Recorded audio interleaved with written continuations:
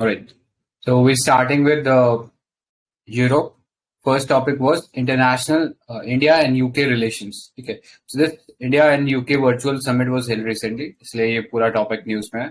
So इस summit के दौरान एक रोड 2030 was adopted.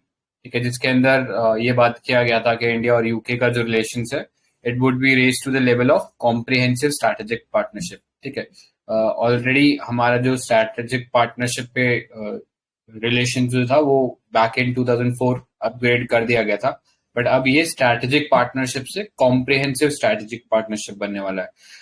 कॉम्प्रिहेंसिव मतलब और ब्रॉड स्पेक्ट्रम होगा थोड़ा सा. तो पिलर्स इसके अंदर क्या क्या एनविसाज किए गए, like one is people to people contact, next is trade and economy, then defence and security, then climate action. ठीक है, एंड लास्टली हेल्थ. तो ये ब्रॉड स्पेक्ट्रम है जिसके अक्रॉस हम देखेंगे कि इंडिया और यूके का जो रिलेशन है वो एस्टैब्लिश होगा. ठीक है, तो रोड मैप 2030 में इन पिलर्स के अक्रॉस थोड़ा सा और डिटेल में देख लेते हैं. Like connecting countries and people. So दोनों कंट्रीज स्ट्रेंथन करेंगे अपना जो रिलेशन है across different multilateral forums like G20, WTO etcetera. Plus implement a comprehensive migration and mobility partnership. ठीक है, अभी EU से बाहर निकला है Britain, so it's looking for economic deals वगैरह. ठीक है, तो उस सेंस में माइग्रेशन मोबिलिटी इंडिया के साथ साइन करना चाहता है. ठीक है, जिससे कि पीपल का मूवमेंट टू एंड फ्लो जो है वो इजीली हो सके. Next, it is also going to implement the India UK together, या साथ साथ India and United Kingdoms to celebrate the 75th anniversary of independence. Next, trade and prosperity. So launching an enhance trade partnership. ठीक है, so ये enhance trade partnership एक precursor है to free trade agreement. ठीक है, अभी इसके लिए नेगोशिएशन चल रही है, तो उसका एक प्रीकर्सर है जिसमें कुछ एक चीजें जो है हम लोग रैशनलाइज कर देंगे, ड्यूटीज वगैरह, एंड कोशिश आगे रहेगी कि एक फ्री ट्रेड एग्रीमेंट जल्दी ही साइन हो. ठीक है, सो उसका इंटेंट रहेगा इसके अंदर. ठीक है, next, increase exchanges cooperation in service sectors. तो इंडिया का IT और डिजिटल सेक्टर है उसको हेल्प मिलेगा. इसके अलावा हेल्थ सेक्टर भी जिसमें एनविसाज किया गया है. ठीक है, कि वहां पे भी एक्सचेंजेस और कॉपरेशन होंगे. फिर यूके की कंपनीज को एनकरेज किया जाएगा ताकि वो इंडिया में आके PLI स्कीम्स के अंदर इन्वेस्ट कर सके. ठीक है, नेक्स्ट, डिफेंस एंड सिक्योरिटी. तो expand cooperation under defence and international security partnership. ठीक है, this was agreed way back in 2015. Next, promote freedom of navigation and open access across the western Indian Ocean. ठीक है, तो थोड़ा सा इस पे ध्यान रखना, वेस्टर्न इंडियन ओशन के लिए स्पेसिफिकली बात की गई है. And promote international security and stability in cyberspace. Then in terms of climate, तो अभी recently हमने देखा COP26 हुआ था इंग्लैंड के अंदर ही.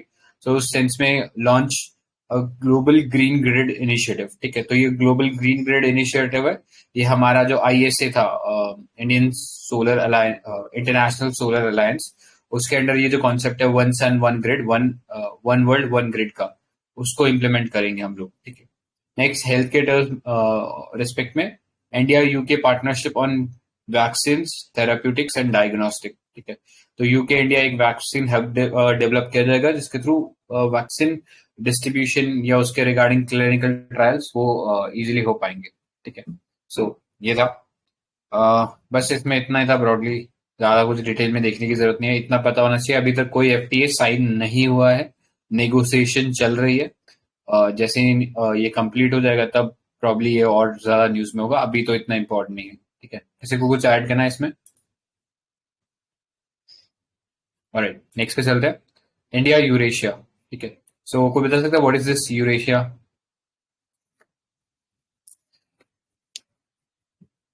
एनी आइडिया क्या है Eurasia? What part comprises of Eurasia? ठीक है, तो what? Of Europe and Asia are joined. हाँ, करेक्ट. एशिया एंड यूरोप बोलो, they together are considered part of Eurasia. ठीक है, ऑल्दो ज्योग्राफिकली हम बोले तो there was a Eurasian plate. ठीक है, जिसमें जो इंडियन ऑस्ट्रेलियन प्लेट है वो आके मिला था, तो वी नो कि एक यूरेशियन प्लेट था. लेकिन पॉलिटिकल या इंटरनेशनल रिलेशन में यूरेशिया क्या है इस पे क्लैरिटी नहीं है.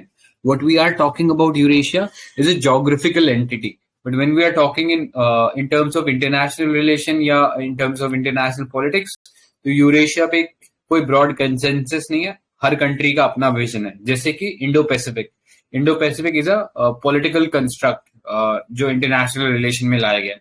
अगर उसको पॉलिटिकली हटा दो और जोग्राफिकली देखो तो इट ओनली मीन्स के Indian Ocean plus Pacific Ocean and उसके सराउंडिंग की कंट्री। लेकिन जब इसमें पॉलिटिकल कंटेक्स्ट देख लोगे तो you will have to look at stakeholders, ठीक है। तो छोटे मोटे स्टेक होल्डर हटा दोगे, बड़े बड़े स्टेक होल्डर्स पे ध्यान दोगे। सो उसी सेंस में यूरेशिया को लेके कोई एक स्पेसिफिक कंस्ट्रक्ट नहीं कि what comprises of Eurasia actually. जैसे इनिशियली सोवियत यूनियन की बात करें तो उस टाइम यूरेशिया का कंस्ट्रक्ट ये था कि पूरा जो रशिया है अभी, उसके लिए जो पुराना सोवियत रशिया था, यूएसएसआर, वो यूरेशिया था उसके लिए, ठीक है। तो डिफरेंट कंट्रीज का अलग व्यू है। इंडिया का भी इसमें एक आइडिया है, ऑल्दो हमारे इंडो पैसिफिक जो है अपना एक रीजन कार्व आउट कर लिया है कि हाँ एक मेंटल कंस्ट्रक्ट तैयार कर लिया कि this comprises of Indo Pacific region. But Eurasia को लेके अभी इंडिया ने एक ये पॉलिसी निकाला है, ठीक है। सो उस सेंस में याद रखना, this region is richly endowed with commodities such as crude oil, natural gas, cotton, gold, copper, aluminium, iron etcetera, ठीक है। सो ये पूरा रीजन यूरोप प्लस एशिया वाला हम लोग इंडिया के पर्सपेक्टिव से हम लोग कंसीडर कर रहे हैं यूरेशिया में, ठीक है। सो चाइनीज का जो इन्फ्लुएंस है उसको कर्व करना इस रीजन में इंडिया के लिए जरूरी है, ठीक है। कि सिर्फ मैरीटाइम पावर नहीं बनना है, लैंड बेस्ड पावर भी बनना है। तो उस सेंस में यूरेशिया पे हमारा जो है कंट्रोल होना चाहिए, ठीक है। और चाइनीज के कंट्रोल को हम लोग थोड़ा एटलीस्ट इफ नॉट काउंटर तो उसका एक ऑल्टरनेट जरूर बने, ठीक है। सो ये कुछ था। Further greater engagement with both European Union and NATO organization, then intensifying Eurasian security dialogue with Russia, collaboration with Iran and Arabia to overcome geographical disconnect for a greater role or future in Afghanistan, Central Asian, Gulf region, ठीक है। तो इतना था, कोई concrete इसमें factual कुछ information था नहीं, बस इतना याद रख लेना यूरेशिया को लेके एक कंस्ट्रक्ट इंडिया का क्या है, ठीक है। तो पूरा यूरोप प्लस एशिया इसमें कवर होता है। एंड सेंट्रल एशिया के पास जाने के लिए या फिर रशिया से कनेक्ट करने के लिए या फिर ईस्टर्न यूरोपियन कंट्रीज को कनेक्ट करने के लिए इस एरिया में होल्ड होना इंडिया का जरूरी है, ठीक है। तो इतना ही इसमें। नेक्स्ट पे चलते हैं। तो कुछ अदर इम्पोर्टेंट न्यूज देख लेते हैं। फर्स्ट वॉज ग्लोबल गेटवे, ठीक है। तो ये इम्पोर्टेंट है इस साल के लिए तो एटलीस्ट, क्योंकि ये ग्लोबल गेटवे जो है ये एक यूरोपियन यूनियन का एक प्रोजेक्ट है which would serve as an alternative to China's One Belt One Road Initiative, ठीक है। जो BRI इनिशिएटिव था उसका एक ऑल्टरनेटिव की तरह काम करेगा। एंड इसमें फंडिंग का प्रोविजन भी है। So this comprises of 300 billion euros of infrastructure fund to be invested in development of infrastructure in across the entire European union, ठीक है। नॉट जस्ट यूरोपियन यूनियन, पूरा यूरोप कवर करेंगे इसके अंदर, ठीक है। सो एक तरीके से जो बेल्ट एंड रोड इनिशिएटिव चला था उसका ऑल्टरनेटिव बनेगा, ठीक है। So it plan promises to promote high social, environmental, physical and labour standards, ठीक है। सो आई गेस ये चीज थोड़ा सा इसमें याद रखना। इसके अलावा भी ऐसा सिमिलर कोई इनिशिएटिव है क्या, किसी को पता है? Which serves as an alternative to BRI. North south transport corridor India का, इंडिया और जो ईरान वगैरह का है। हाँ मतलब वो ठीक है, वो ट्रांसपोर्ट कॉरिडोर है, वो अंडरस्टैंडेबल है। बट चाइना के BRI को काउंटर करने के लिए आई गेस वहां पे वो विजन नहीं काम आता है, वो सिर्फ नॉर्थ टू साउथ कनेक्शन है। चाइना के वन बेल्ट रोड इनिशिएटिव जो है उसको काउंटर करने के लिए एक ब्लू डॉट नेटवर्क हमने देखा था। तो कौन कौन सी कंट्री ने एस्टैब्लिश किया था? सर वो कुछ फ्लाइट कॉरिडोर टाइप का था, लास्ट 2 इयर्स न्यूज पहले आया था वो, BDC कुछ। हाँ, तो एक्चुअली ब्लू डॉट नेटवर्क में ऐसा कोई इंफ्रास्ट्रक्चर डेवलपमेंट का काम नहीं हो रहा, सिर्फ प्रोजेक्ट की सस्टेनेबिलिटी मॉनिटर किया जाएगा, ठीक है। तो उस सेंस में था ब्लू डॉट नेटवर्क। एंड वो चाइना के जितने भी प्रोजेक्ट्स थे उसमें बैड रेटिंग दिया था, ठीक है। तो ब्लू डॉट नेटवर्क था, 3 कंट्रीज ने एस्टैब्लिश किया था, US, ऑस्ट्रेलिया एंड जापान, ठीक है। तो ये याद रखना ब्लू डॉट नेटवर्क के बारे में, जो trying to act as an alternative to BRI, ठीक है। बट कोई ऐसा इंफ्रास्ट्रक्चर उसमें फंडिंग वगैरह का कोई रूल नहीं था, ठीक है। सो उस सेंस में ग्लोबल गेटवे थोड़ा सा उससे एक लेवल ऊपर है, इसमें फंडिंग का भी प्रोविजन है, ठीक है, ये याद रखना। Alright, next other initiatives for infrastructure development like the Build Back Better World initiative, which was launched during the G7 summit, ठीक है। सो इसमें 40 ट्रिलियन यूएस डॉलर्स का इंफ्रास्ट्रक्चर नीड आइडेंटिफाई किया गया था इन द डेवलपिंग वर्ल्ड, ठीक है। Next, Asia Africa growth corridor, तो it's an Indian Japanese collaborative vision regarding development connectivity and cooperation between Asia and Africa, ठीक है। सो ये याद रखना, कल हमने आई थिंक यूएस और इंडिया का एक इनिशिएटिव देखा था, ग्लोबल स्ट्रैटेजिक पार्टनरशिप इनिशिएटिव करके, जिसमें हम बाकी जो डेवलपिंग कंट्रीज है उसमें डेवलपमेंट का काम करेंगे। तो वहां पे भी हमने ये एशिया अफ्रीका ग्रोथ कॉरिडोर देखा था। तो ये इंडिया और जापान जो है मिलकर डेवलपमेंट करें अफ्रीकन रीजन में, ठीक है। तो ये था इसमें important. Next, Asia Europe meeting, so the Vice President of India addressed the first plenary session of the 13th Asia Europe meeting, ठीक है। तो इतना ही है, इसके बारे में कुछ ज्यादा जानने लायक नहीं है, बस ये याद रखना इंडिया ने इस बार इसको होल्ड किया था, ठीक है, वर्चुअल मीटिंग के थ्रू, एंड इसमें हमारे वाइस प्रेसिडेंट पार्टिसिपेटेड। तो एक मल्टीलेटरल डायलॉग रहेगा जहाँ पे हम पॉलिटिकल इश्यूज पे, इकोनॉमिक कोऑपरेशंस पे और अदर ग्लोबल चैलेंजेस के ऊपर डिस्कशन करेंगे, ठीक है। तो इतना ही था इसके बारे में। नेक्स्ट, यूरोप में कुछ प्लेसेस एंड न्यूज देख लेते हैं। ऑल्दो हमने कवर कर रखा है, ये पूरा पार्ट यूट्यूब पे है, बट यहाँ पे बस ब्रीफली देख लेते हैं क्या क्या चीज थी, ठीक है। सो फर्स्ट चलते हैं अल्बानिया, ठीक है। तो अल्बानिया लोकेशन जो है यहाँ पे देख सकते हो, ठीक है। तो ये अगर कंट्री को हम रीजन में क्लासिफाई करने की कोशिश करें तो कौन से रीजन में आएगा, ये क्या रीजन बोलेंगे इसको?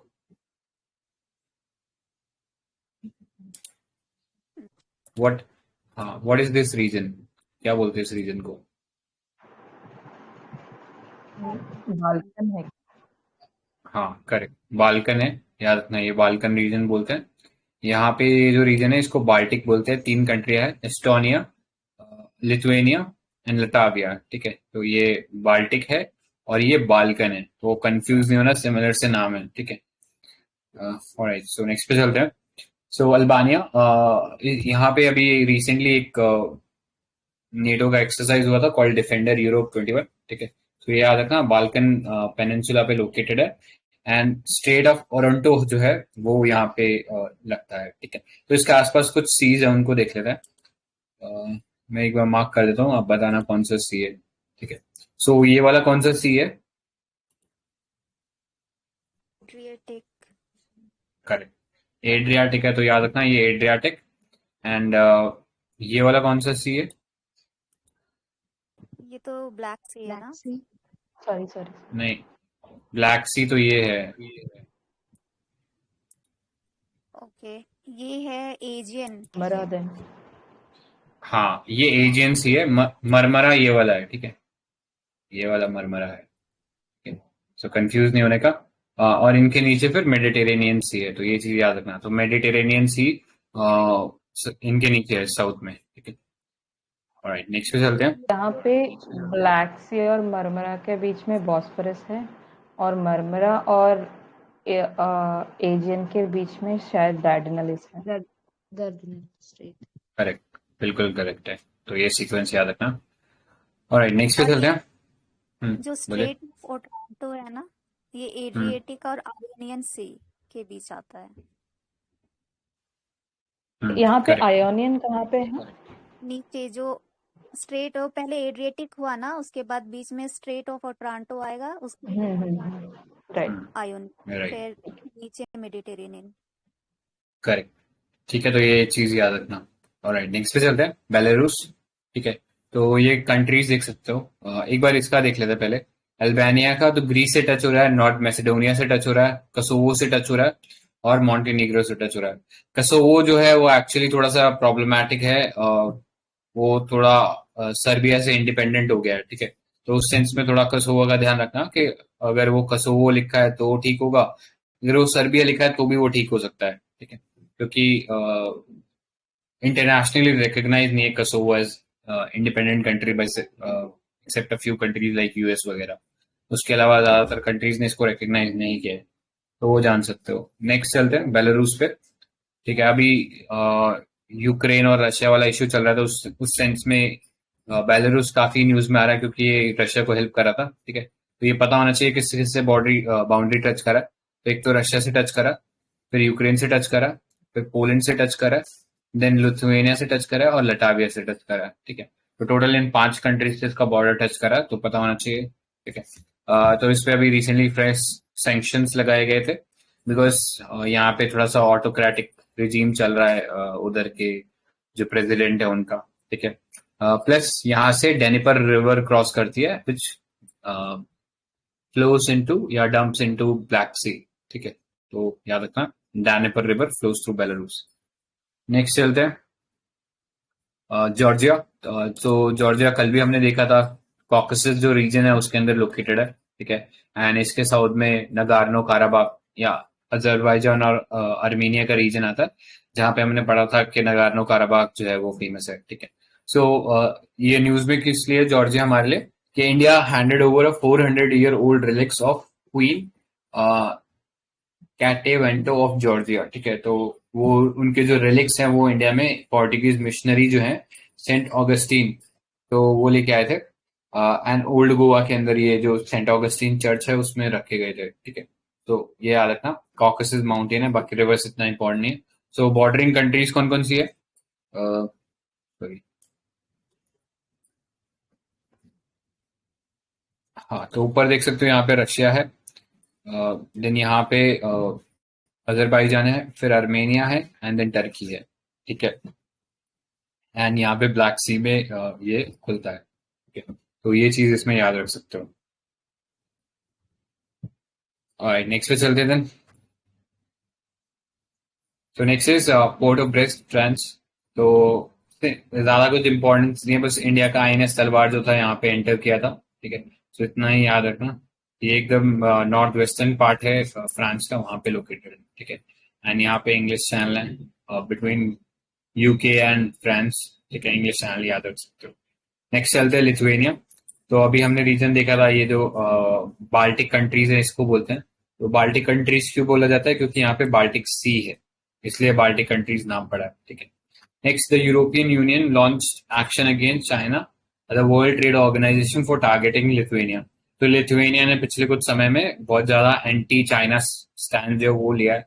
वो जो चाइना का जो इंफ्रास्ट्रक्चर डेवलपमेंट चल रहा था इन यूरोप, जिसमें 17+1 का कॉपरेशन चल रहा था, यानी 17 यूरोपियन कंट्रीज थी प्लस 1 जो थी चाइना था। ठीक है, तो उस कॉपरेशन में से बाहर आ गया। ठीक है, तो उस सेंस में टारगेट करना शुरू कर दिया था लिथुएनिया को। उन्होंने बहुत सारे इंपोर्ट्स जो थे लिथुएनिया में जो चाइना के थ्रू आ रहे थे उनको रोक दिया था। ठीक है, सो वो चीज देख सकते हो।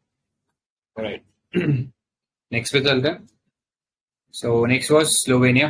ठीक है, अगेन एक बाल्कन कंट्री बोल सकते हैं। ठीक है, सो न्यूज में किस लिए था स्लोवेनिया कि इंडिया और स्लोवेनिया का 8th foreign office consultation was virtually held on bilateral relations. ठीक है, तो इस सेंस में न्यूज में था। And Slovenia is mostly mountainous, deserted in Dinaric Alps and Julian Alps. ठीक है, तो एल्प्स माउंटेन हम लोग पढ़ते हैं यहाँ पे इटली वगैरह में, तो वो यहाँ तक एक्सटेंड होते हैं। सो इतना ही था। And Danube river flows through it. ठीक है, तो अभी तक हमने एक तो डेनिपर रिवर पढ़ी, वो बेलारूस से ब्लैक सी में फ्लो करी थी। डेन्यूब रिवर बता सकते हो कहाँ फ्लो करती है या कहाँ डंप होती है डेन्यूब रिवर? ब्लैक सी ही है ना? ब्लैक सी में ही है, हाँ। हम्म, हाँ, करेक्ट। डेन्यूब, तो डॉन, नाइपर एंड और एक डी है, 4 डी फ्लो करते हैं। फोर्थ है, हाँ। डॉन, नाइपर और डेन्यूब। ठीक है, ये 3 थी, एक और किसी को याद है तो बता देना। ठीक हाँ हाँ, है, और ये 3 डीज जो है ये फ्लो इनटू ब्लैक सी।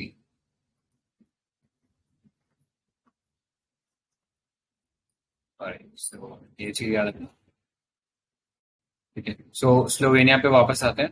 तो स्लोवेनिया के नेबरिंग कंट्रीज कौन कौन सा है? इटली हो गया, क्रोएशिया हो गया, हंगरी हो गया, ऑस्ट्रिया हो गया, ठीक है। तो ये कंट्री जो है नेबरिंग है स्लोवेनिया के, ये चीज याद रख सकते हो। Fourth river is Dniester, Dniester. DNIEST। हाँ करेक्ट, नाइस। एंड ये कहाँ से ओरिजिन होती है? ये देखना पड़ेगा। ठीक है, ये देख के बता देना। ठीक है, तो ये 4 कंट्रीज से ही टच होता है, इटली, ऑस्ट्रिया, हंगरी, क्रोएशिया, ठीक है। सो नेक्स्ट पे चलते हैं। So next was northern Ireland, capital इसका बेलफास्ट है, ठीक है। जो आयरलैंड कंट्री है या जो आयरलैंड का जो आइसलैंड है, ठीक है, उसके ऊपर 2 कंट्रीज हम कह सकते हैं या 2 एंटिटीज कह सकते हैं। एक तो आयरलैंड हो गया और एक नॉर्दर्न आयरलैंड हो गया, ठीक है। तो नॉर्दर्न आयरलैंड जो यूनाइटेड किंगडम है उसका पार्ट है। बाकी पार्ट बता सकते हो यूनाइटेड किंगडम्स के? Anyone? What are the parts of UK?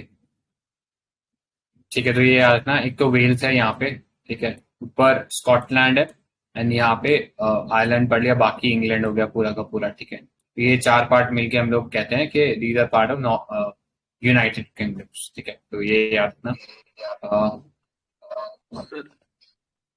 Sir Scotland, England, Wales और चौथा आपने कौन सा बताया? Northern Ireland. हाँ यूनाइटेड, ठीक है, ये मिलके यूनाइटेड किंगडम बना। एक बार रिपीट करता हूँ सर, स्कॉटलैंड, इंग्लैंड, वेल्स और नॉर्दर्न आयरलैंड। ओके, यस, ठीक है। ऑलराइट, नेक्स्ट पे चलते हैं। तो नेक्स्ट वाज कोसोवो। हाँ, it flows through Ukraine and Moldova. Ukraine में ओरिजिन है उसका। हाँ ठीक है, तो ये फिर थोड़ा सा इम्पोर्टेंट है हमारे लिए क्योंकि यूक्रेन में से फ्लो कर रहा है, ठीक है। यूक्रेन इस बार हॉट टॉपिक है, प्रॉब्ली इस टाइप के नीच क्वेश्चन वो पूछ सकता है, ठीक, तो ये पता होना चाहिए। नेक्स्ट चलते हैं। तो नेक्स्ट वाज कोसोवो, ठीक है। तो अभी जैसे हमने डिस्कस किया था, सर्बिया में ये एक पार्ट है जो कि इंडिपेंडेंट हो गया है, तो इंटरनेशनली ज्यादा कंट्रीज ने इसको रिकॉग्नाइज नहीं किया है। कुछ एक चुनिंदा कंट्रीज है like USA and some major EU nations, सिर्फ उन्होंने रिकॉग्नाइज किया है, बाकी सब अभी भी सर्बिया का ही पार्ट इसको मान रहे हैं, ठीक है। सो ये याद रखना, ये एक तरीके का क्विड प्रो को था कि सर्बिया ने रिफर्म किया कि कश्मीर उनका टेरिटोरियल पार्ट है और इंडिया ने सेम चीज रिफर्म किया विद रिस्पेक्ट टू कोसोवो, ठीक है, कि इन्होंने ये बोला कि कोसोवो सर्बिया का ही पार्ट है, ठीक है। तो इतना ही याद रखना। एंड यूगोस्लाविया जो था उससे ब्रेक डाउन हुआ था, ठीक है। तो अपने को याद होगा यूगोस्लाविया, हम नाम जो मूवमेंट पढ़ते हैं उसमें पढ़ते हैं यूगोस्लाविया, और इंडिया के जो लीडर्स थे, इंडोनेशिया के, इजिप्ट के, ये सब ने मिलके नाम यूगोस्लाविया में बनाया था, ठीक है। तो ये याद रखना। एंड जनरली लोगों की बात करें तो अल्बेनियन एथनिसिटी है कोसोवो के अंदर, सो इसीलिए वो प्रॉब्ली शायद इंडिपेंडेंस चाह रहे थे, ठीक है। सो इतना ही था इसके बारे में। नेक्स्ट चलते हैं। यूरोप थोड़ा सा इंपॉर्टेंट है इस बार, यूरोप का मैप अच्छे से कर लेना बिकॉज यूक्रेन वाला इश्यू हो गया एंड और छोटे मोटे और भी कई इश्यूज हैं जिनके चलते ये बहुत ज्यादा न्यूज में था पूरा का पूरा रीजन, ठीक है। तो क्या क्या रिवर्स हैं, मेजर कंट्रीज की क्या बाउंड्रीज है, तो एक दो बार ड्रॉ करके देख लेना यूरोप का मैप, तो इंपॉर्टेंट है, ठीक है। नेक्स्ट पे चलता है। इंटरनेशनल ऑर्गेनाइजेशन एंड इंस्टीट्यूशंस, ठीक है। तो यूनाइटेड नेशंस है फर्स्ट टॉपिक इसके अंदर। सो 24 अक्टूबर जो है वो इसका एस्टैब्लिशमेंट डे है and we celebrated as United Nations day. तो इस दौरान प्राइम मिनिस्टर ने ही पॉइंटेड आउट कि इंडिया के क्या कंट्रीब्यूशन है in UN in its various initiative, ठीक है। So it was founded in 1945 and इसका जो प्राइमरी रोल था that was to maintain world peace, ठीक है। India is a founding member of UN, ठीक है। ऑल्दो उस टाइम इंडिपेंडेंट नहीं था इंडिया, लेकिन फिर भी इंडिया का डेलीगेशन जो था वो यहाँ गया था, तो उस सेंस में India was a founding member. इसका प्री कर्सर बता सकते हो, यूएन का प्री कर्सर बॉडी क्या था या ऑर्गेनाइजेशन क्या था? Nations, correct, league of Nations, वो याद रख सकते हो। ऑलराइट, नेक्स्ट पे चलते हैं। सो प्राइम मिनिस्टर ने क्या क्या अचीवमेंट्स गिनाए थे ये अपने को थोड़ा सा पता होना चाहिए। So fight against colonization and apartheid, तो इंडिया ने स्पॉन्सर किया था declaration on granting of independence to colonial countries, ठीक है, तो ये इंपॉर्टेंट है. Next, India was the first country to raise apartheid issue in UN, ठीक है, तो कहाँ पे हो रहा था ये अपार्थाइड एंड क्या होता है अपार्थाइड, कोई बता सकता है? What was apartheid? ये साउथ अफ्रीका ना, साउथ अफ्रीका में था, और Nation. Racial discrimination. Correct, blacks के साथ डिस्क्रिमिनेशन हो रहा था, अपार्थाइड था. और अपार्थाइड थोड़ा सा हैरानी की बात है कि वो एक लीगल सिस्टम था जिसके अंदर वो जो वहाँ का कॉन्स्टिट्यूशन था वही डिस्क्रिमिनेट कर रहा था, ठीक है, तो उसको इनफैक्ट इंडिया ने रिकग्नाइज ही नहीं किया था साउथ अफ्रीका को एज अ कंट्री जब तक कि अपार्थाइड वाला इश्यू रिजोल्व नहीं किया था उन लोगों ने, ठीक है, तो उस सेंस में याद रखना. देन पीस कीपिंग जो है, पीस कीपिंग फोर्स है यूएनपीकेएफ, उसमें इंडिया एक सिग्निफिकेंट कंट्रीब्यूटर है टुवर्ड्स ट्रूप्स, ठीक है, तो अब तक इंडिया के troops has donated more than a quarter of million troops over the year in 49 UN peace keeping mission, ठीक है. तो कोई बता सकता है सबसे ज्यादा लार्जेस्ट डोनेटर कौन है यूएनपीकेएफ के लिए? सबसे ज्यादा ट्रूप्स किसने दिए? यूएसए होगा ना? बिल्कुल गलत, यूएस बिल्कुल होना गलत. चाहिए. नहीं, बिल्कुल नहीं है. अच्छा, यूएस टॉप 10 में भी नहीं आता, इनफैक्ट टॉप 20 में भी नहीं आता. अब कोई गेस सर करेगा? इंडिया. इंडिया भी नहीं है. सर यूरोप की एक कंट्री थी, नाम नहीं याद आ रहा है. तो थोड़ा सा हैरानी होगा जान के, बट नेपाल वगैरह इनका हाईएस्ट कंट्रीब्यूशन है, इंडिया से भी ज्यादा कंट्रीब्यूशन है इनका, ठीक है. तो बता सकता है ऐसा मतलब डिस्क्रिपेंसी क्यों है? गोरखास के वजह से है क्या? अरे नहीं, अच्छा, एक्चुअली क्या था कि ये छोटी छोटी कंट्रीज है, ये यहाँ पर अपनी आर्मीज को भेजती है, तो इनसे इनको फॉरेन एक्सचेंज मिलता है, ठीक है. इस सेंस में अब अगर आप लिस्ट देखोगे ना तो उसमें कोई भी डेवलप कंट्री नहीं है टॉप 10 के अंदर. जैसे मैं अगर एक लिस्ट है अभी यहाँ पे, तो मैं इसमें से अगर आपको बताऊं तो टॉप 3 कंट्री है बांग्लादेश, नेपाल, इंडिया, ठीक है, फिर Rwanda, Ethiopia, Pakistan, Egypt, Indonesia, Ghana, China, ठीक है. इस सेंस में आप देख सकते हो कि कोई भी डेवलप कंट्री ने यहाँ पे सोल्जर्स ही नहीं भेजे हैं, ठीक है. एक तो इश्यू क्या रहता है कि यहाँ पे डिफेंस का काम होता है, ठीक है, ये अटैक तो करने जाते नहीं है, तो बहुत लार्ज स्केल में मौत होती है यहाँ पे सोल्जर्स की. एंड जनरली ये छोटी मोटी कंट्रीज इसलिए भेजते हैं क्योंकि इनको फॉरेन एक्सचेंज मिल जाता है इन मिशंस के थ्रू. इंडिया जैसी कंट्री के लिए तो ये फॉरेन एक्सचेंज कुछ भी नहीं है, इतना तो हम मतलब इसका तो हम 10% भी शायद टूरिज्म से ही कमा लेंगे, सिर्फ एक सेक्टर से कमा सकते हैं, लेकिन इन कंट्रीज के लिए बहुत सिग्निफिकेंट होता है, ठीक है, ये फॉरेन एक्सचेंज. इसलिए छोटी कंट्रीज का आप देखोगे ज्यादा कॉन्ट्रीब्यूशन होता है, ठीक है. इसमें एक चीज याद रखना, India was the first country to deploy an all women contingent, ठीक है, एक पूरा वुमेन कॉन्टिंजेंट डिप्लॉय किया था, मोस्टली इसमें नर्सेज वगैरह थी, लाइबेरिया. तो कोई बता सकता है कहाँ पे, कौन से कॉन्टिनेंट में है लाइबेरिया? अफ्रीका में ना? anyone? हाँ, करेक्ट, वेस्टर्न अफ्रीका में, तो ये याद रखना थोड़ा सा. नेक्स्ट पे चलते हैं. India also provided 2,000 doses of COVID-19 for UNPKF worldwide, ठीक है. UNPKF peacekeeping operation get their mandate from UNSC, ठीक है, UNSC परमिशन लेता तभी ये मिशन जो है जाते हैं अलग अलग जगह. 3 बेसिक प्रिंसिपल है, ये पता होना चाहिए. पहला है consent of parties, impartiality and non use of force accept in self defence, ठीक है. तो इनके मैंडेट में स्पेसिफिकली लिखा है कि जाके किसी को अटैक नहीं करना. ऐसा नहीं है कि आपको लग रहा है कोई टेररिस्ट है तो फिर उसको मारना शुरू कर दो. आपको न्यूट्रल बने रहना है और फोर्स का तभी इस्तेमाल करना जब सेल्फ डिफेंस की बात आए, अदरवाइज कहीं किसी को अटैक नहीं करना, ठीक है. सो ये 3 प्रिंसिपल है, तो ये पता होना चाहिए, consent of parties, impartiality and non use of force. तो जो भी कंट्री में डिप्लॉय करना है पहले उससे परमिशन लेना पड़ेगा. कई बार ऐसा सिचुएशन होता है कि कंट्री में कोई गवर्नमेंट ही नहीं होती है, ठीक है, तो वहां पे फिर यूएनएससी के मेंबर अपना डिस्क्रिप्शन यूज करते हैं, ठीक है. So India, in collaboration with UN, launched Unite Aware platform, a situational awareness software program that will utilize modern surveillance technology for real-time threats assessment to peacekeeping.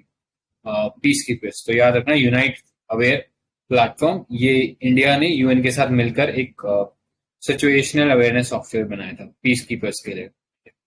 Next पे चलते हैं। हाँ, एक चीज याद रखना, एक टर्म इनके लिए यूज किया जाता है ब्लू हेलमेट्स, ठीक है, क्योंकि इनको नीला हेलमेट दिया जाता है, तो इस सेंस में पीस कीपर्स के लिए ये ऑल्टरनेट टर्म है, ये याद रखना। Next, development and economic issues.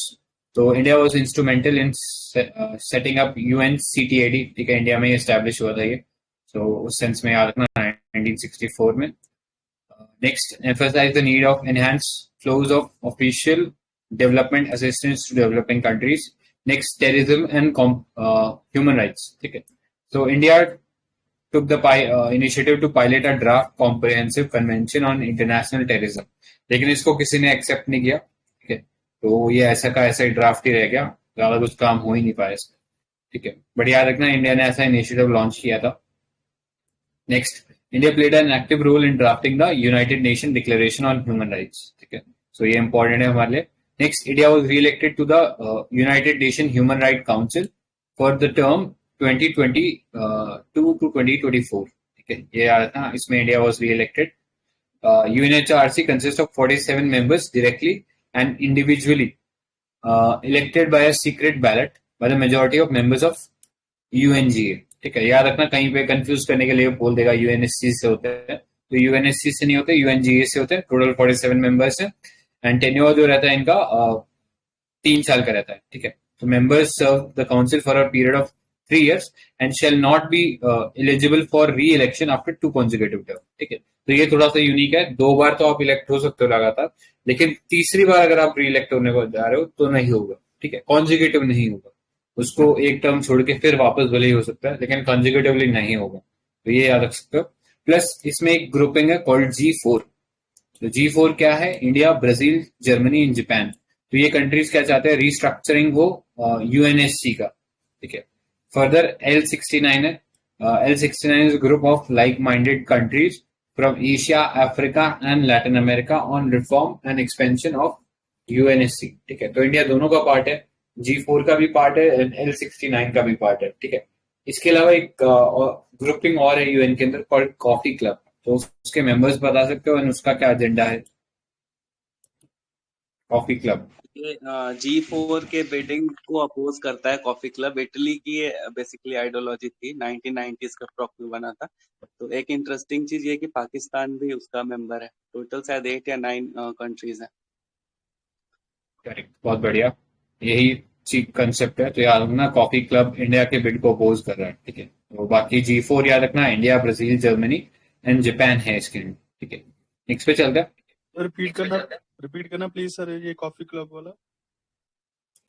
Coffee club में इटली जो है वो लीड कर रहा है एंड इटली के साथ पाकिस्तान है, एंड ये जो कंट्रीज है, ये जो ग्रुपिंग है कॉफी क्लब वाला, ये अपोज कर रहा है इंडिया का बिड इन यूएनएससी, और वो कह रहा है कि अगर होता है ऐसा तो फिर आप अगर रिफॉर्म करना ही है तो उस यूएनएससी में जो वेटो पावर मिला हुआ है उसको हटा दो, ठीक है। तो ये बेसिकली इंडिया का जो बिड है ओवरऑल उसको अपोज कर रहा है, ठीक है। तो इतना याद रखना इसके बारे में कॉफी क्लब में। एंड इंडिया को अपोज कर रहा है तो कहीं ना कहीं पाकिस्तान तो होगा ही उसमें, तो उस सेंस में आप याद रख सकते हो, ठीक है। Next, UNSC, United Nation Security Council, ठीक है। So India takes over the first United Nation Security Council presidency for its 21-22 tenure, ठीक है। सो कोई बता सकता है कि इससे पहले भी इंडिया क्या यूएनएससी शेयर किया है, क्या उसने मेंबर बना है क्या?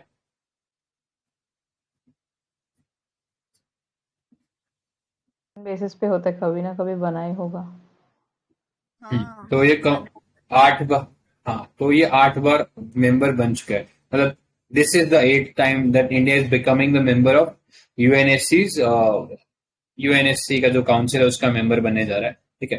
तो यूएनएससी हमें पता है 2 डिस्टिंक्शन है इसमें, एक है ग्रुपिंग जो इसमें P5 का है, which is US, China, UK, Russia, France. ये परमानेंट 5 कंट्रीज हैं और इनका कोई वोटिंग नहीं, इनके लिए कोई इलेक्शन नहीं होता, ये परमानेंट रहते हैं वहां पे। एंड इनके पास एक स्पेशल पावर है विच इज वेटो पावर, ठीक है। यानी अगर इनमें से कोई भी एक कंट्री वेटो लगा दिया तो फिर आप उसके ऊपर डिस्कस नहीं कर सकते, ठीक है। उसको डिस्कस करना, बाईपास करना, तो फिर एक और सुप्रीम मेथड है, वो आगे डिस्कस करेंगे। तो चाइना बार बार जो था वो इंडिया की वो अजहर महमूद जो था, जिसको इंडिया टेररिस्ट डिक्लेयर करवाना चाह रहा था, तो जब भी इंडिया इसको कोशिश करता था तो चाइना वेटो लगा देता था, ठीक है। तो उस सेंस में इंडिया को काफी टाइम सफर करना पड़ा था उसकी वजह से। तो वो याद रख सकते हो कि अगर कोई भी ये P5 पावर जो है ये वेटो लगा देती है तो उस इश्यू पे फिर डिस्कशन नहीं हो सकता है, ठीक है। Next, India's tenure as a non-permanent member begins from January 1, 2021. This would be the 8th tenure as non-permanent member, ठीक है। बाकी जो 10 non-permanent members है वो इलेक्ट होते हैं, एंड वो उनका रीजन डिवाइडेड है, ठीक है। तो यहाँ पे देख सकते हो अफ्रीका से 2 सीट्स हर साल रहता है, ठीक है। नेक्स्ट, एशिया से रहता है फिर 3 seats, Latin America and Caribbean के लिए 2 सीट्स हैं, ठीक है। वेस्टर्न यूरोप के लिए 2 सीट्स हैं, एंड ईस्टर्न यूरोप के लिए 1 सीट है, ठीक है। सो इस सेंस में वर्ल्ड को थोड़ा सा सभी रीजन्स को इसमें ऐड ऑन करने के लिए ये डिस्ट्रीब्यूशन किया गया है, ठीक है। तो याद रखना, अफ्रीका के 2 हैं, एशिया के 3 हैं, लैटिन अमेरिका और कैरेबियन के 2 हैं, वेस्टर्न यूरोप के 2 हैं और ईस्टर्न यूरोप का 1 है। सो ये डिस्ट्रीब्यूशन रहता है, and each year the General Assembly elects 5 non permanent members for a term of 2 years by 2/3 majority, ठीक है। 2/3 मेजोरिटी से इनको चुना जाता है जनरल असेंबली के अंदर, ठीक है। तो ये अलग अलग रीजन्स में अपना नॉमिनेशन भरते हैं एंड फिर वो पार्टिसिपेट करते हैं, ठीक है। तो अभी इंडिया का एक्चुअली 75th एनिवर्सरी चल रहा है ना, तो इस सेंस में इंडिया चाहता था कि इस पॉइंट ऑफ टाइम पे इंडिया यूएनएससी का पार्ट हो, ठीक है। तो इसलिए आई गेस अफगानिस्तान का शतबिड हटा के वो उन्होंने बोला था अफगानिस्तान को कि आप नेक्स्ट टाइम बन जाना, अभी इंडिया को बने दो, ठीक है। तो उस सेंस में इंडिया आया था, ठीक है। So at present India will decide the agenda whose resolution and directives are binding on all members of the state, ठीक है। तो यूएनएससी एक मात्र बॉडी है जिसके सारे डिसीजन बाइंडिंग होते हैं यूएन के ऊपर, ठीक है। तो उस सेंस में याद रख सकते हो। Plus India has that agenda to hold high level meetings on 3 priority areas. पहला maritime security, counter terrorism and peace keeping, ठीक है। तो पीस कीपिंग के लिए अभी हमने पढ़ा, एक मोबाइल ऐप बनाया यूनाइट अवेयर करके, तो जिससे कि पीस कीपर को सिचुएशनल अवेयरनेस मिलेगा, मतलब उनके आसपास क्या डेंजर्स हैं उनके बारे में इंफॉर्मेशन मिलेगा, ठीक है। सो इतना ही था। नेक्स्ट, यूएनएससी प्रिंसिपल ऑर्गन है यूनाइटेड नेशन का, ये हमें पता ही है, मेंटेन करना है पीस एंड सिक्योरिटी, ये इसका काम है। अदर ऑर्गन्स की बात करें तो जनरल असेंबली है, इकोसॉक है which is economic and social council, next was trusteeship council, फिर है international court of justice and the secretariat, ठीक है। तो इनमें से कौन सा जो ऑर्गेनाइजेशन का या ये यूएन का जो प्रिंसिपल ऑर्गन है अब वर्क नहीं कर रहा है? तो फॉलोइंग इज नॉट, हाँ करेक्ट, ट्रस्टीशिप काउंसिल अब वर्क नहीं कर रहा है। तो किस लिए बना था ट्रस्टीशिप काउंसिल?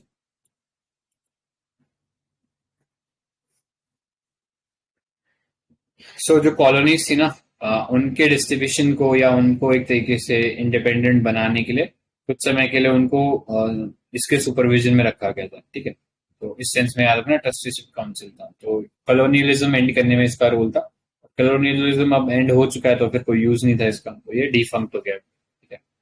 सो नेक्स्ट, बाकी सब हमने देख ही लिया। कॉफी क्लब के बारे में यहाँ पे जिक्र हो रखा है, ठीक है। जो किसी को और कंट्रीज देखनी हो तो इसमें मैक्सिको, इजिप्ट भी इसका पार्ट है, ठीक है, जो कि इंडिया के कैंडिडेटशिप को या इंडिया के परमानेंट मेंबरशिप को अपोज कर रहे हैं, ठीक है।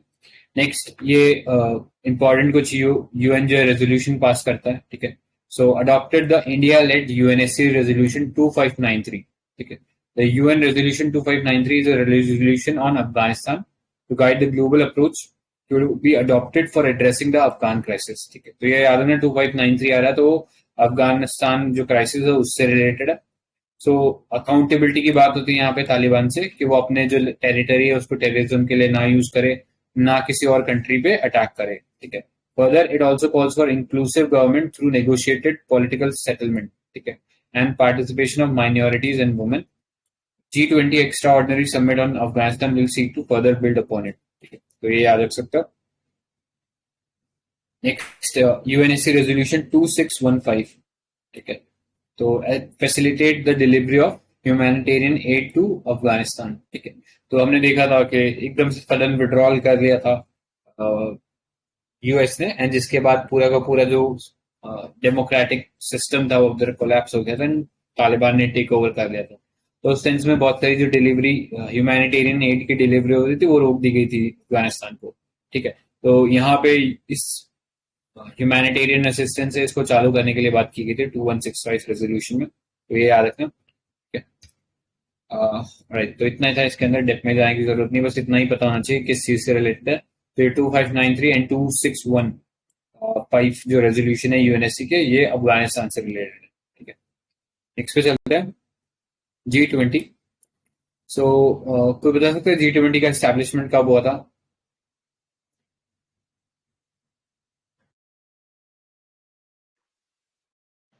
टू 2008 क्राइसिस के बाद क्या? एक्चुअली एस्टैब्लिशमेंट तो पहले ही हो गया था, बट उस टाइम ये एक फॉरेन जो फाइनेंस मिनिस्टर थे उनका ही मीटिंग था। ये फॉर्मली हेड ऑफ स्टेट का मीटिंग 2008 के बाद बना था, जब ग्लोबल फाइनेंशियल क्राइसिस था ना, या सब प्राइम क्राइसिस बोलते हैं अमेरिका वाला, उसके बाद ये एक फॉर्मल अभी जिस रूप में उस रूप में आया था, ठीक है। So India join the G20 troika, ठीक है। कोई बता सकता है ट्रॉयका क्या होता है? What is this G20 troika?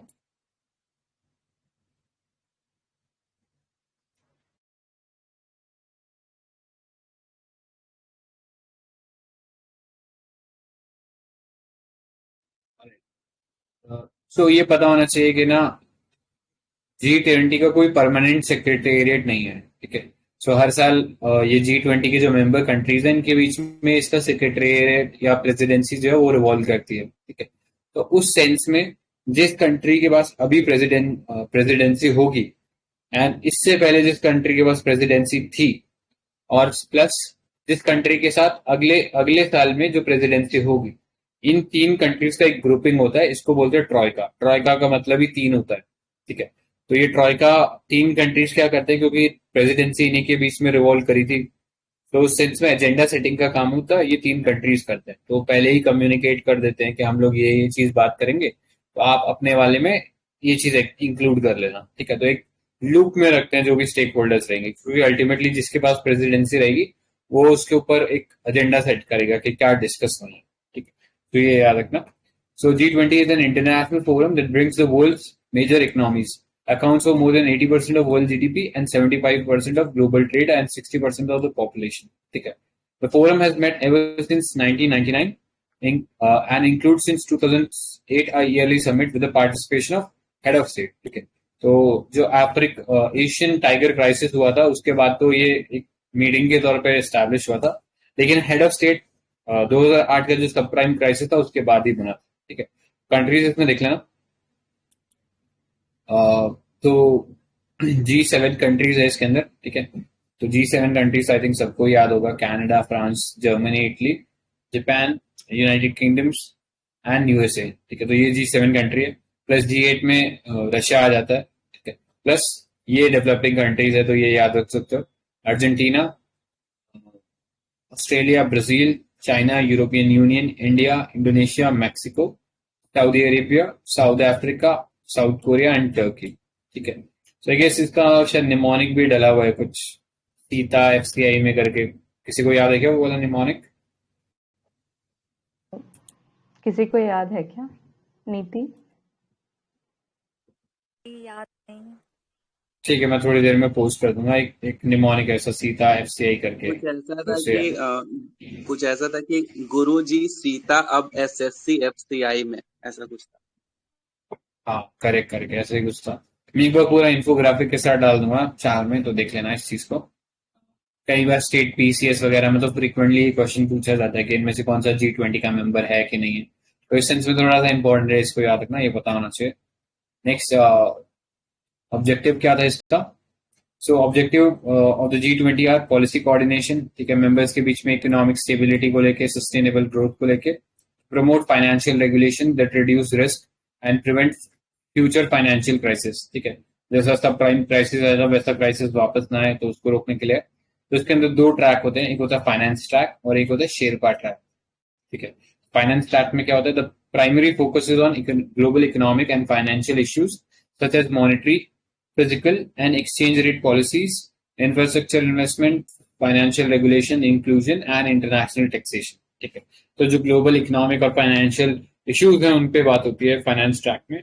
Sherpa track जो एक ब्रॉडर एंगेजमेंट प्लेटफॉर्म होता है जहाँ पे हम और एरियाज में भी एंगेज करते हैं, like political engagement, anti corruption development, trade, gender equality, energy, climate change etcetera. ठीक है, तो यहाँ पे हम थोड़ा सा इकोनॉमिक से ऊपर उठते हैं और भी चीजों पे डिस्कशन करते हैं शेरपा ट्रैक में. तो याद रखना. नेक्स्ट G20 में हमने बात कर लिया, कोई परमानेंट सेक्रेटरीट नहीं होता, रिवॉल्व करती है 3 कंट्रीज के बीच में. जो प्रेजेंट प्रेसिडेंसी है जिसके पास प्रीवियसली थी एंड नेक्स्ट ईयर जिसके पास होगी, ये 3 कंट्रीज मिलकर G20 ट्रोएका बनाती है. ठीक है, तो ये पता होना चाहिए. G20 is supported by international organizations including Financial Stability Board, International Labour Organization, IMF, OECD, United Nations, World Bank and WTO. ठीक है, and India has been a founding member of G20. ठीक है, so ये याद रख सकते हो. किसी को कुछ और ऐड करना अभी तक जो पढ़ा है उसमें? ऑलराइट, नेक्स्ट पे चलते हैं. WHO. ठीक है, so WHO थोड़ा सा इम्पोर्टेंट है. India, the US is resisting proposed sustainable financing model by WHO.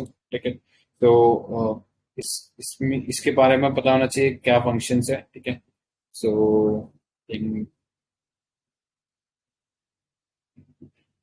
हाँ ठीक है, तो फंक्शंस देख लेते हैं पहले WHO के क्या थे. So first was providing leadership on matters crucial to health, engaging in partnership where joint action is needed. ठीक है, तो जहाँ पे भी हेल्थ के पर्सपेक्टिव से जॉइंट पार्टनरशिप नीडेड है वहां पे ये लीडरशिप प्रोवाइड करेगा. Shaping the research agenda. ठीक है, जो इंफॉर्मेशन है डिजीज के रिगार्डिंग या कोई नई रिसर्च के बारे में वो उसको शेयर करेगा, इंफॉर्मेशन डिसमिनेट करेगा. ठीक है, जैसे अभी कोरोना वायरस था तो उसका इंफॉर्मेशन डिसमिनेट करने का काम WHO का ही था. Next, setting norms and standards and promoting and monitoring their implementation. Next, articulating ethical and evidence-based policy options. Next, providing technical support, catalyzing change, building sustainable institutional capacity, and then monitoring health issues and trends. ठीक है, so इस sense में पता होना चाहिए. अभी recently India was the head of या chairman बना था WHO का. WHO था वर्ल्ड हेल्थ असेंबली. ठीक है, वर्ल्ड हेल्थ असेंबली क्या था? WHO का एक एग्जीक्यूटिव ऑर्गन था. तो इस सेंस में WHO के बारे में पता होना चाहिए. कोई बता सकता है WHO का हेडक्वार्टर कहाँ है? Where is the headquarter of WHO? Geneva. Correct, Geneva Switzerland में. तो ये चीज याद रखना. और वर्ल्ड हेल्थ असेंबली हमने देख लिया, इंडिया इसका रिसेंटली प्रेसिडेंट रहा था, अब शायद नहीं है. तो याद रखना वो एग्जीक्यूटिव ऑर्गन है एंड मेंबर जो है इसमें जो मेंबर कंट्रीज में से अपॉइंट होते हैं. So, ये चीज याद रखना. ऑलराइट, तो इसका फंडिंग पैटर्न की बात करें तो WHO consist of 2 funding types. पहला है असेस्ड कंट्रीब्यूशन एंड दूसरा वॉलंटरी कंट्रीब्यूशन. तो WHO work was previously funded entirely by the assessed contribution from member state. ठीक है, by 1990 voluntary contribution had increased to 50% of the total funds. ठीक है, तो पहला असेस्ड कंट्रीब्यूशन मतलब इसका जो मेंबर कंट्रीज थे वो कुछ पैसा देते थे, लेकिन फिर वॉलंटरी कंट्रीब्यूशन भी इसको बढ़ गए एंड अभी जो वॉलंटरी कंट्रीब्यूशन का शेयर है वो 54% है, यानी आधे से ज्यादा जो पैसा इसको वॉलंटरी फंडिंग से आता है. मतलब फिलेंथ्रोपिक एक्टिविस्ट जो टाइप के लोग होते हैं वो पैसा देते हैं इसको. And now this make up to 80% of the total income of WHO. तो उस सेंस में बात हो रही थी कि हम लोग इसमें एक सस्टेनेबल फाइनेंसिंग मॉडल बनाएं ताकि जैसे सपोज चाइना इसको बहुत ज्यादा पैसा खिला दे और फिर अपनी बात मनवाने लगे, तो ऐसा चीज ना हो. तो उस सेंस में USA कह रहा है कि हम सस्टेनेबल फाइनेंसिंग मॉडल, मतलब बाकी लोग कंट्रीज कह रहे हैं बट US कह रहा है कि नहीं, हम सस्टेनेबल फाइनेंसिंग नहीं लाने देंगे. सो वो शायद उसको अपना एक माउथ पीस बना के रखना चाहता है. ठीक है, सो ये याद रख सकते हैं. किसी को कुछ और ऐड करना है इसमें? के लिए तो इम्पोर्टेंट नहीं है. अभी शायद आज ही न्यूज़ में आया है कि WHO का डेथ मतलब इंडिया का डेथ टोल काउंट और न्यू दिल्ली का मैच नहीं हो रहा है. According to WHO, India might have the highest death toll in the world.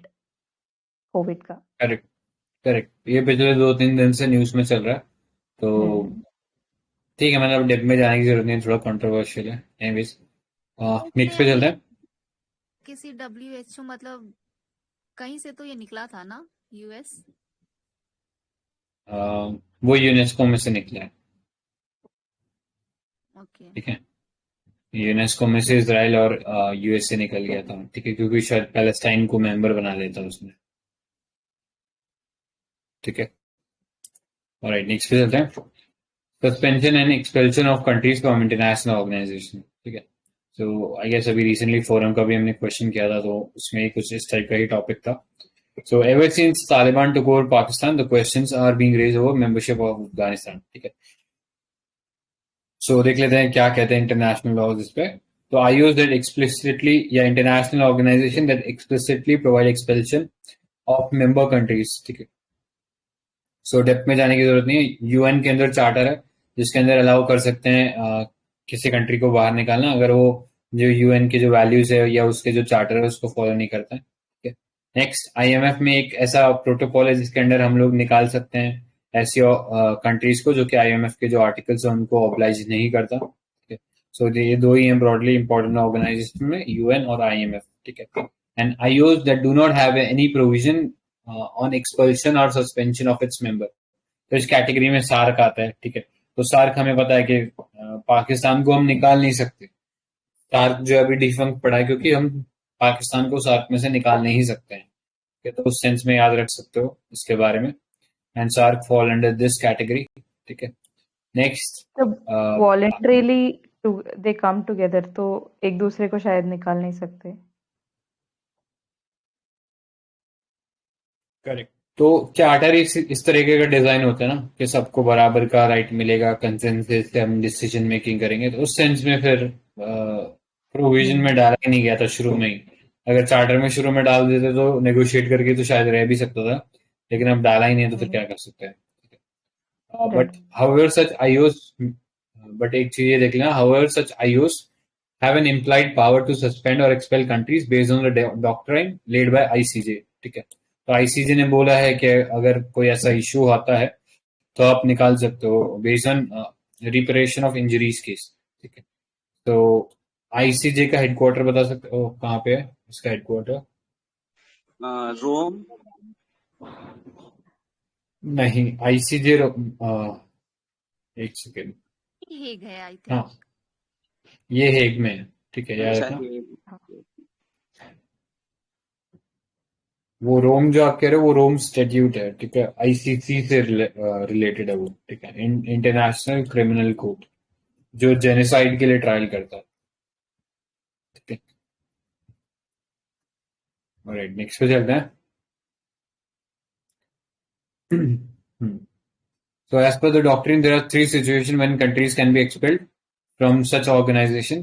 पहला, if the regime in the countries changes from democratic to anti-democratic, ठीक है। तो अफ्रीकन यूनियन में से माली और नाइगर को निकाल दिया गया था, तो इस सेंस में याद रख सकते हो। दूसरा, बहुत लार्ज स्केल में ह्यूमन राइट का वॉयलेशन करता, तो कॉमनवेल्थ ऑफ नेशन में से फिजी को निकाल दिया गया था क्योंकि वहां पे ह्यूमन राइट वॉयलेशन हुआ था, ठीक है, उस सेंस में याद रख सकते हो। And if the countries commit an act of armed aggression, यानी दूसरी कंट्री के अगेंस्ट एक आर्म्ड एग्रेशन लॉन्च कर देता है, तो ये याद रख सकते हो, ठीक है। तो चीजें देख लेना, अगर वो डेमोक्रेटिक से एंटी डेमोक्रेटिक बन जाता है, ह्यूमन राइट वॉयलेशन करता है या दूसरी कंट्री पर अटैक करता है, तो उसको बाहर निकाल सकते हैं। नेक्स्ट पे चलते हैं, एससीओ, शंघाई कोऑपरेशन ऑर्गेनाइजेशन, ठीक है। तो एससीओ का भी 21st मीटिंग हुआ था, वे council of head of states, ठीक है, was held in Dushanbe, Tajikistan. तो Iran joined as a permanent member during this meet, तो याद रख सकते हो अब इसका मेंबरशिप एक्सपैंड हो गया, with Saudi Arabia, Egypt and Qatar as dialogue partners of SCA. Next, SCO summit was followed by an outreach session on Afghanistan between SCO and CTSO, ठीक है, where India highlighted the problem caused by radicalization and extremism in broader SCO region, ठीक है। तो यहाँ पे CTSO के बारे में लिखा हुआ है, तो CTSO अपने को पता होना चाहिए क्या है। तो जैसा नाटो का जैसा एक अलायंस था उसी के सिमिलर है, तो ये याद रख सकते हो। CTSO is a Russia-led military alliance that promotes the collective defense of member that comes under the external aggression. ठीक है, तो जैसा नाटक बोलता है ना कि war against one is war against all. ठीक है, तो नाटो की किसी भी कंट्री के अगर ऊपर आप अटैक कर देते हो तो सब कंट्रीज के ऊपर अटैक माना जाएगा। तो उस सेंस में एक सिक्योरिटी अलायंस है। ठीक है, तो CTSO originated from the collective security treaty signed in 1992 bye Russia and few central Asian states. ठीक है, तो पहले यूएसएसआर था, यूएसएसआर का जैसे ब्रेकडाउन हुआ 1991 में, तो उसके जो मेंबर स्टेट्स थे which were part of the commonwealth of states, ठीक है, उन लोगों ने मिलके ये CTSO बनाया था। लेकिन इसमें बहुत सारे यूएसएसआर के फॉर्मर मेंबर्स थे, वो इंक्लूड नहीं हुए थे। लाइक यूक्रेन नहीं था उसका पार्ट, तुर्कमेनिस्तान इसका पार्ट नहीं बना। ठीक है, तो उस सेंस में याद रख सकते हो। अभी करंट मेंबर कौन कौन है, तो आर्मेनिया है, बेलारूस है, कजाकिस्तान है, किर्गिस्तान है, रशियन फेडरेशन है, तजिकिस्तान है। सो ये याद रखना कि ये कंट्रीज है, इसका पार्ट है। और नेक्स्ट चलते हैं एससीओ के ऊपर, एससीओ को डिस्कस कर लेते हैं। तो it's a permanent intergovernmental political and economic and military organization founded in Shanghai in 2001 and इसका प्रीकर्सर था शंघाई 5। ठीक है, उसमें चाइना, किर्गिस्तान, तजिकिस्तान और रशिया थे, लेकिन अब एससीओ बन गया वो, एंड इसमें बहुत सारे मल्टीपल स्टेक होल्डर्स हैं। ठीक है, so regional development and security issue, terrorism, ethnic and separatism, and religious extremism are its main focus. The 4 SCO members, India, Russia, China are nuclear power. 2 Russia and China are the permanent members. ठीक है, तो ये याद रख सकते हो। इसका permanent member है यूएनएससी काउंसिल के। ठीक है, यूएनएससी के परमानेंट मेंबर है, और 4 इसके अंदर न्यूक्लियर पावर्स हैं। तो उस सेंस में काफी एक इम्पोर्टेंट ऑर्गेनाइजेशन हो जाता है। फिर इसके वर्किंग स्ट्रक्चर की बात करूं तो बहुत टाइप के इसमें मीट होते हैं। एक होता है द हेड ऑफ स्टेट। ठीक है, हेड ऑफ स्टेट काउंसिल, जहाँ पे उन कंट्री के जो हेड ऑफ स्टेट होते हैं वो पार्टिसिपेट करते हैं। ठीक है, तो जैसे बाकी कंट्रीज जितनी भी है उनमें सब में प्रेसिडेंट होते हैं, बट इंडिया में यहाँ से पीएम जाते हैं। ठीक है, लेकिन जब हेड ऑफ गवर्नमेंट होती है तो यहाँ से पीएम की जगह इसके अंदर वाइस प्रेसिडेंट जो होते हैं वो बैठते हैं। ठीक है, तो वो याद रखना है। नेक्स्ट 2 परमानेंट बॉडीज हैं, एक है rats, regional anti terrorist structure. ठीक है, तो वो एक है, और दूसरा उसका सेक्रेटेरिएट। तो ये 2 परमानेंट बॉडीज हैं इसके अंदर। बाकी ये जो हेड ऑफ मीटिंग्स, ये हेड ऑफ स्टेट काउंसिल है, ये सब चेंज होती रहती है। ठीक है, रिवॉल्व करती रहती है अमंग अंदर, तो ये याद रखना। नेक्स्ट चलते हैं। So NCO is considered as a counterweight to NATO। ठीक है, तो अभी नेटो के काउंटरवेट कहना ही ठीक है, नेटो का ऑल्टरनेटिव नहीं है, क्योंकि अभी इसके अंदर हम कोई सिक्योरिटी अलायंस की बात नहीं कर रहे हैं। ठीक है, कोई कलेक्टिव अलायंस या कलेक्टिव डिफेंस की अभी बात नहीं हो रही है, सिर्फ डायलॉग हो रहा है उसके ऊपर। ठीक है, ऑल्दो कुछ छोटी मोटी मिलिट्री एक्सरसाइज होती है, बट वो लार्जली टेररिज्म से रिलेटेड ही रहती है, तो उतना ही याद रखना है इसके बारे में। तो 2 परमानेंट बॉडीज है, एक सेक्रेटेरिएट है और दूसरा rats, regional anti terrorist structure. Yes, किसी को कुछ ऐड करना है क्या? में उज़्बेक भी नहीं है क्या? उज़्बेक है इसके अंदर। एक बार मैं कंट्री बता देता हूँ, आई गेस यहाँ पे लिखी नहीं है। अभी बस ये याद रखते हैं, ईरान सबसे लेटेस्ट मेंबर है, तो उस सेंस में आप याद रख सकते हो इसको।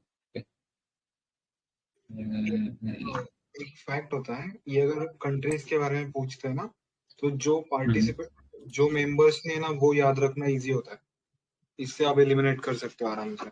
मतलब अब G20 का क्वेश्चन था कुछ 2 साल पहले, तो उसमें अगर इतना ही पता होता कि यार सिंगापुर न्यूजीलैंड नहीं है, तो भी आप एलिमिनेट कर सकते थे। जैसे अभी SCO है तो यहाँ पे तुर्कमेनिस्तान, अफगानिस्तान नहीं है मेंबर्स, तो जो नहीं है वो भी मतलब करके आप आराम से एलिमिनेट कर सकते हो। मतलब मैं तो से उल्टा ध्यान में रखता हूँ, तो वो इजी हो जाता है।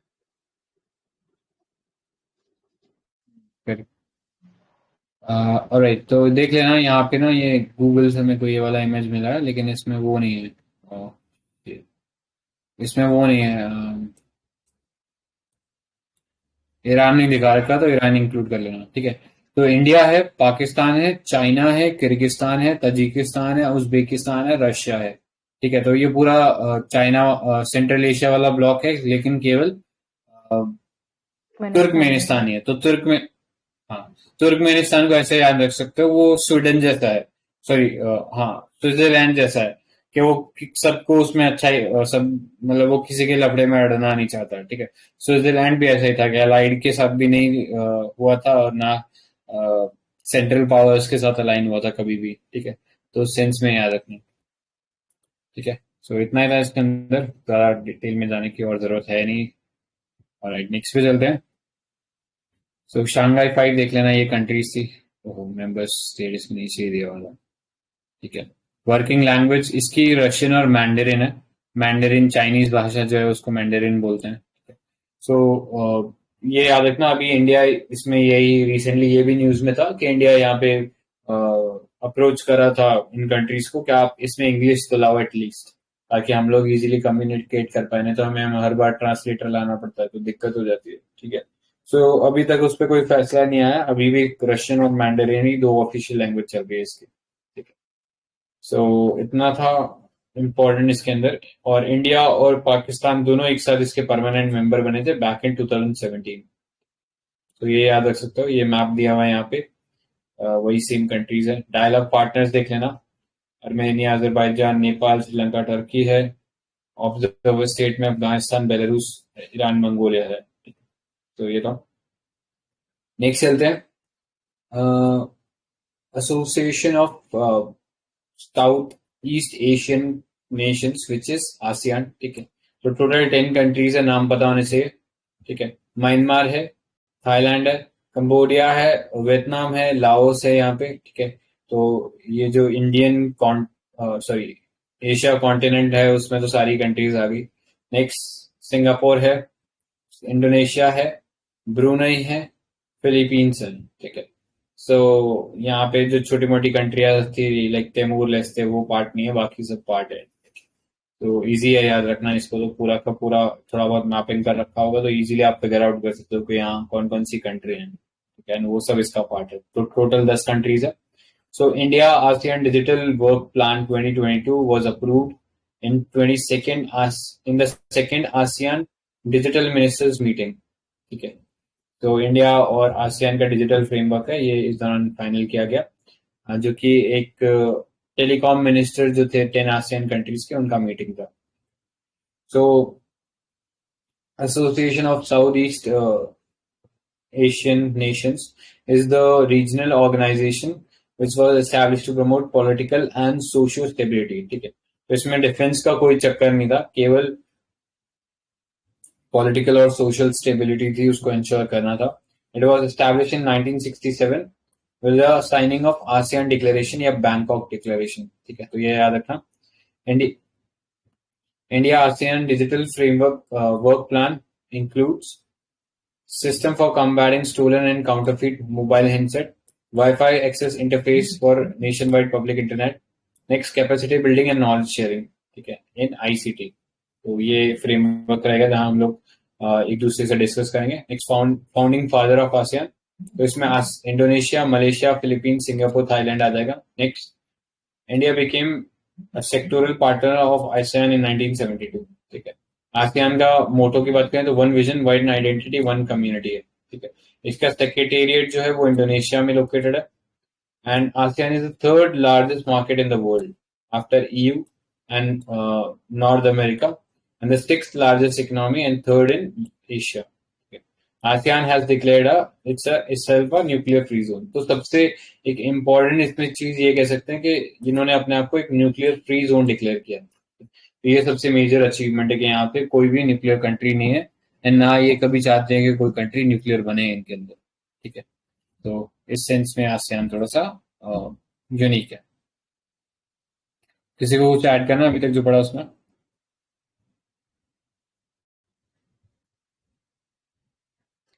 ठीक है, सो ब्रिक्स देख लेगा।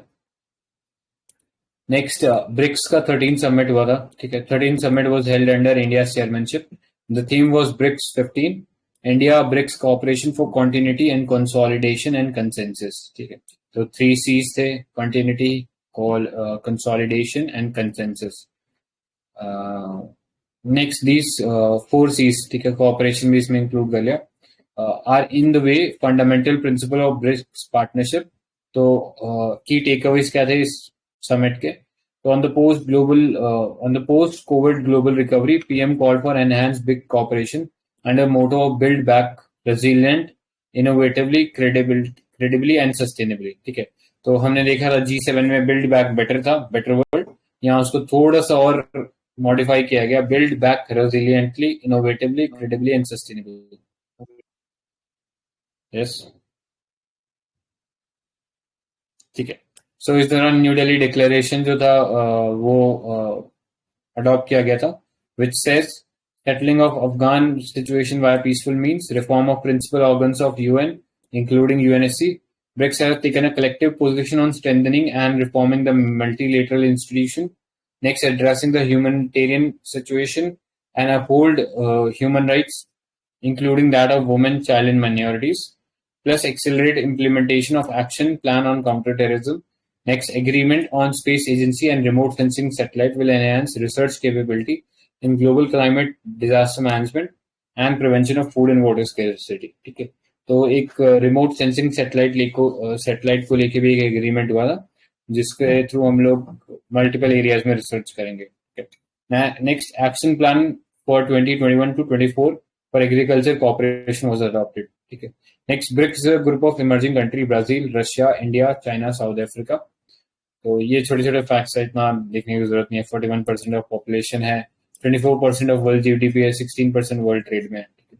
3 ब्रॉड पिलर है इसका, पॉलिटिकल सिक्योरिटी, दूसरा इकोनॉमिक एंड फाइनेंशियल, एंड तीसरा है cultural and people to people exchange. ठीक है.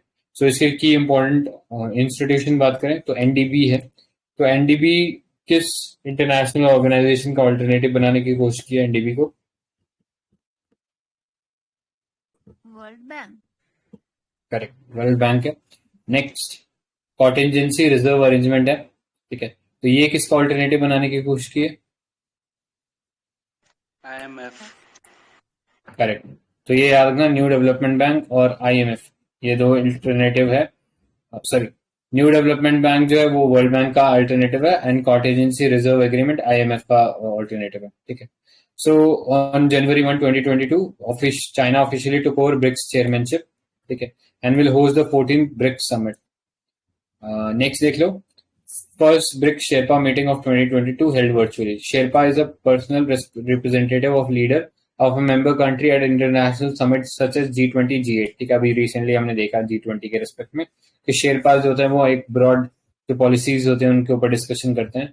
Next, the term is derived from Nepali Sherpa, जो कि गाइड की तरह काम करते थे नेपाल में जो माउंट एवरेस्ट पे चढ़ने जाते थे उनके लिए. ठीक है, तो they coordinate the agenda, seek consensus and participate in pre summit consultation. ठीक है. So there is only one Sherpa summit for each country at the moment. The 12th meeting for BRICS Science and Tech Steering Committee was hosted by India recently. So India proposed the STI-led BRICS Innovation Cooperation Action Plan 21-24 to facilitate sharing of experience of each other's innovative ecosystem in 10 thematic area including antimicrobial resistance. ठीक है, तो ये इतना important नहीं है, बस याद रख लेना कि अभी शेरपा वाला जो चीज है वो इंक्लूड पहली बार इन्वॉल्व किया गया था ब्रिक्स के अंदर. अभी तक शेरपा वाला कोई कॉन्सेप्ट था नहीं, बट अब शेरपा वाला कॉन्सेप्ट इसमें होगा. ठीक है, सो यही था ब्रिक्स के बारे में. किसी को कुछ और ऐड करना है क्या?